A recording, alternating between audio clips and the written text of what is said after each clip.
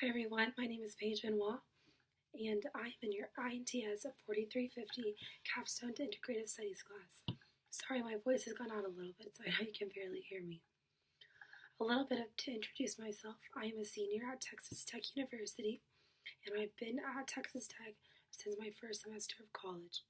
I am a double major. My first major is marketing in the business school, and my second major, as most of you would realize, is interdisciplinary studies. My three concentrations in interdisciplinary studies are organizational leadership, media strategies, and human resource development. For my senior project and thesis in the integrative studies class, I have chose my final project to be about why dog breeding should be illegal in the United States. Although I did not choose my own concentrations for this project, I chose the concentrations of animal science and the concentration of political science. The reason I chose dog breeding in the United States because many people do not realize how dog breeding has such an effect on other animals that are not bred. A lot of those animals in the shelters get euthanized every single day, and a lot of animals in the shelter want a home, not to be in the shelter for a long time. Most of the dogs that are bred already have an owner before they're even born, and they're bred for the owner. So dog breeding needs to be illegal because the owner that are buying the bred dogs need to be understanding of what they're doing to the other dogs of America that don't have homes that are being killed every single day. The concentration of animal science has helped me prove my argument and my point by showing that there are physical and mental consequences to animals that are being bred's life. One of the physical consequences that it can have effect on the dog's eyes when they're born and the dog's heart. A lot of this has to do with inbreeding. So whenever animals are being bred, inbreeding is a huge practice just so they're for sure 100% of one breed of dog. And they're easier to inbreed because a stud, which is the man who the male dog that produces the litter that's being bred, and the dam, which is the girl dog, is the mom to the litter that is being bred, are usually related, and that causes a lot of problems, as you would think, that because it also causes problems in humans. Another problem that animal science has shown that causes to breeding of dogs is that a lot of mental issues. So dogs that are being bred have more of a chance of having more anxiety, having more fear, having more of a want to be aggressive, having more of a want to fight other dogs. And this can not only hurt other dogs that they're around, but other humans, children, and even other animals that the dog could be aggressive or wanting to fight as well. This is something that can be prevented if breeding did not exist. I do realize that this obviously happens with dogs that are not bred, but to prevent this from happening, breeding should be illegal. Another thing that people do not realize is the dam and the stud of the dogs that are of the parents of the litter that are being bred do have a lot of their own issues, and a lot of the dams that have the dogs and the puppies of litter are not usually supposed to have as many litters as they do. So it causes a lot of damage to them, and they are not treated as well as you would think they are.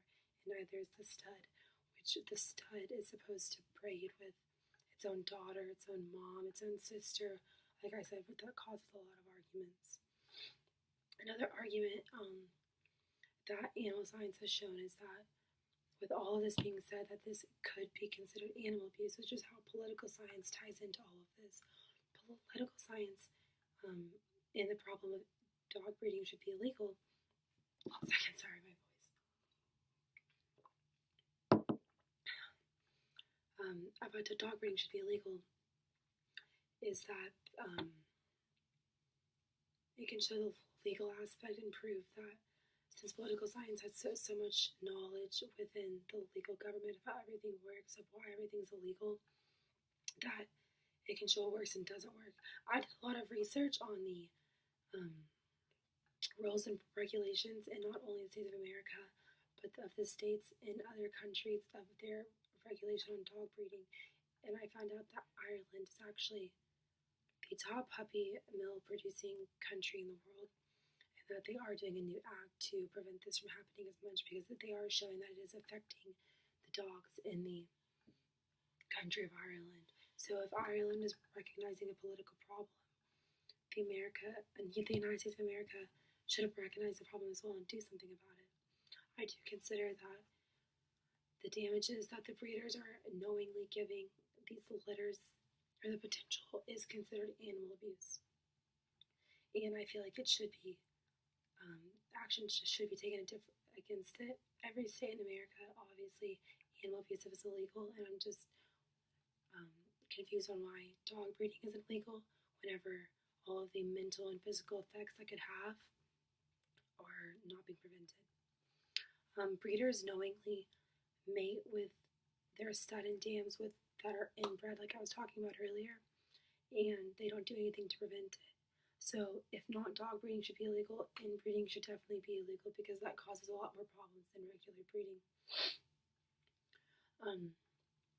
With going back on how I said the different countries have different laws, the research I did was because the United States can figure out what is working for other countries and what isn't working for other countries, and integrate a regulation that will work for America. Obviously, there are conflicts of this solution. Not every dog that is bred is mentally affected negatively or negatively affected in the health aspect of everything, and we would not be able to find out if a dog will be like that unless the dog's already born, which the breeding already happened, so every puppy would be different. We would have to regulate, maybe certain kinds of breeding should be illegal, so that the health problems would not happen as much, and this can be the start of breeding in general being illegal, but focusing first on not having and producing more dogs in America that actually need health problems, and there are already so many that do.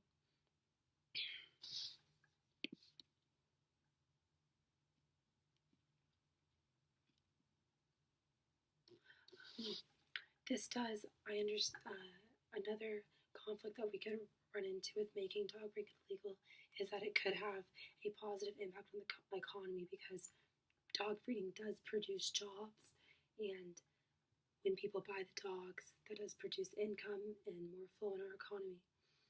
Although those nonprofit shelters are also run by money, and so the more money that those shelters have to spend on euthanizing dogs or taking care of dogs is also something that should be taken into account as well, if people are going to bring up that the economy is one of it, because shelters are spending money on to kill dogs rather than giving them out to people.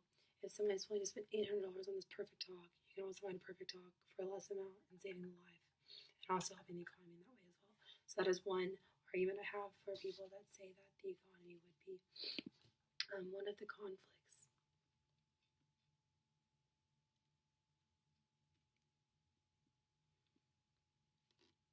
Something I think that can be done about this that wouldn't be as extreme as making it illegal is that making more people aware of the situation, and more people aware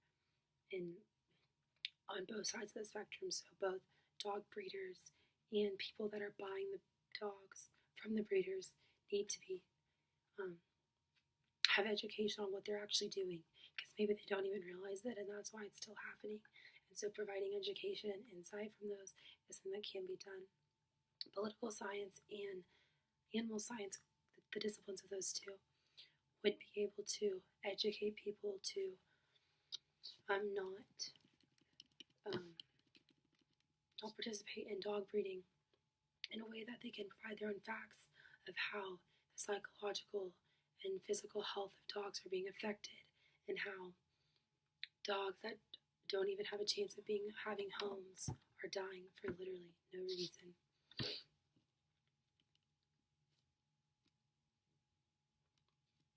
One way that integrated studies is something that I think we're approaching this problem in an interdisciplinary way, in an integrative problem-solving technique, is because that this problem is something that I feel would already have been taken care of and not gotten to as bad as it was if it was solved in an integrative way because it doesn't only take one concentration in one discipline, it takes multiple, probably a lot more than just my political science, animal science. It could take the discipline of economics, it could take the discipline of education, it could take the discipline of organizational leadership to show that this should be illegal.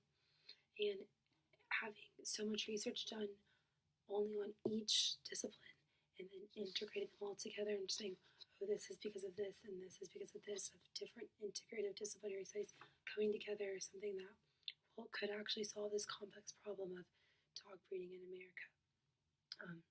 So thank you all so much. I'm happy you'll listen to my reason of why dog breeding should be illegal in America and why you chose animal science and political science to take care of this. Thanks. I've enjoyed class. Have a good year. Thanks.